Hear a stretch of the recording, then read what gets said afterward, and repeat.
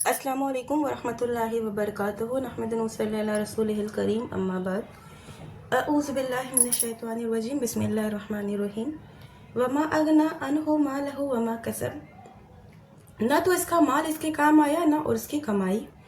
तो आप समझे गए होंगे कि ये सूरह लहब की तफसीर का पार्ट 2 है और इंशाअल्लाह ये लास्ट पार्ट होगा। आज मैं इसमें पूरी सूरह कवर कर लूँगी। अबू लहब का जंग बदर में शामिल न होने का मंसूबा माल की हवस और बुख्ल मिलकर एक तीसरी सिफत पैदा करते हैं और वो है बुज़दिली। जब जंग बदर के लिए भर्ती का ऐलान आम हुआ तो अबू लहब इससे फरार की राहें सोचने लगा।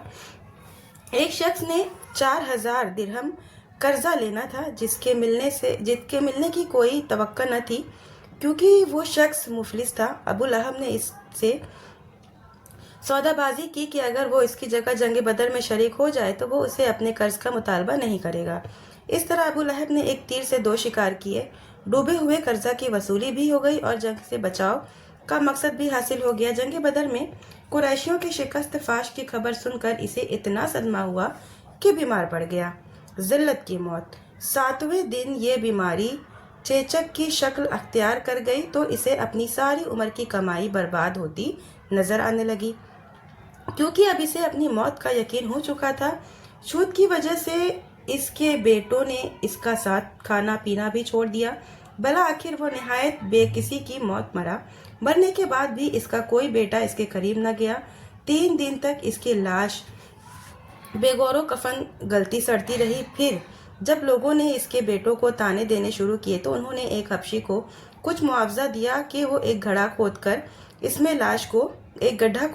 लाश को धकेल दे और ऊपर से मिट्टी डाल दे या पत्थर वगैरह दूर से फेंककर लाश को छिपा दे।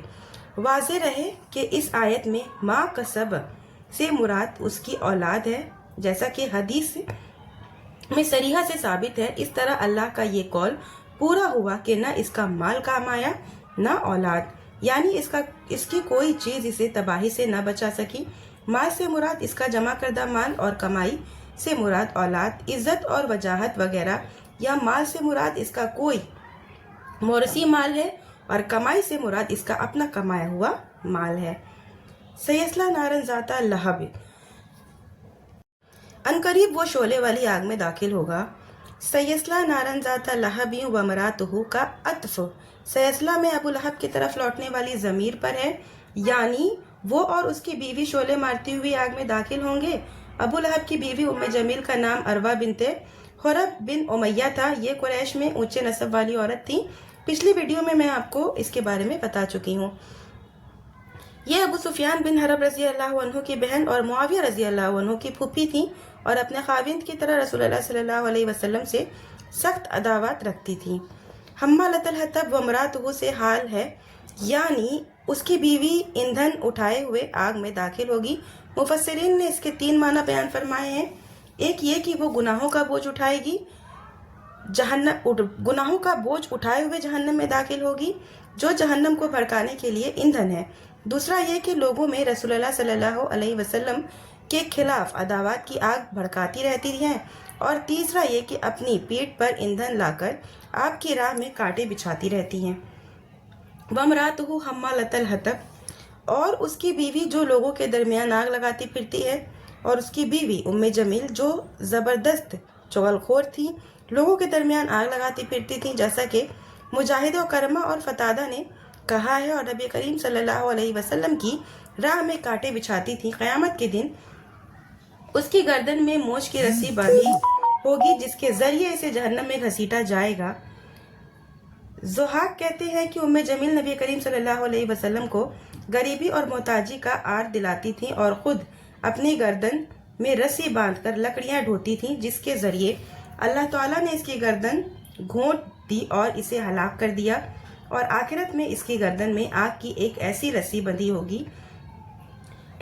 बंधी होगी। मुजाहिद और उर्वा बिन जुबैर कहते हैं कि वो आग की एक जंजीर होगी जो रोज़े क़यामत इसके मुंह से दाखिल की जाएगी और इसके सिरेन से निकाल दी जाएगी। सईद बिन मुसैब रजी अल्लाह अन्हु कहते हैं कि उम्मे जमील के पास एक कीमती हार था। इसने कहा कि लात और रोज़ा की कसम, मैं इससे ضرور محمد کی دشمنی پر خرچ کروں گی، یعنی کہ آپ صلی اللہ علیہ وسلم کی دشمنی پر خرچ کروں گی۔ قیامت کے دن اظہار کے ذریعے اسے عذاب دیا جائے گا۔ فائدہ: جب یہ سورت نازل ہوئی اس وقت ابو لہب اور اس کی بیوی دونوں زندہ تھے اور اللہ تعالیٰ نے ان کے بارے میں خبر دی کہ وہ ضرور جہنم میں عذاب دیے جائیں گے، یعنی وہ اسلام نہیں لائیں گے اور ان کی موت کفر پر ہوگی۔ چنانچہ ایسا ہی ہوا، دونوں حالت کفر میں ہلاک ہوئے۔ یہ بات اللہ تعالیٰ کی نشانیوں میں سے ایک بڑی نشانی ہے۔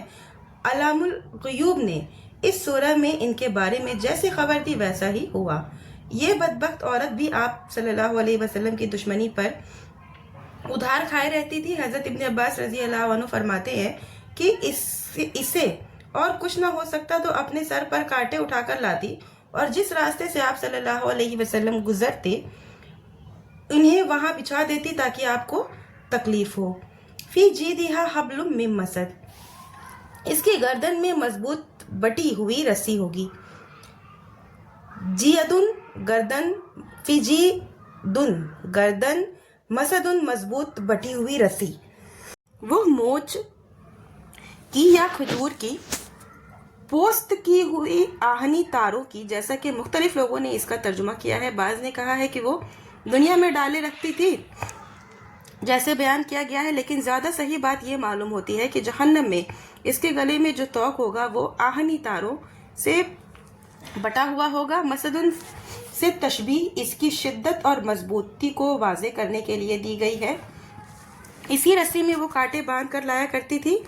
ضحاک کہتے ہیں ایک روز وہ رسی اس کے گلے میں اٹک گئی اور وہ دم گھٹ کر مر گئی۔ بعض مفسرین کہتے ہیں کہ اس طرف اشارہ کیا ہے کہ قیامت کے دن اس کے گلے میں آگ کی رسی ہوگی جو ہمیشہ اس کے گلے میں پڑی رہے گی۔ فی جیدہا حبل من مسد،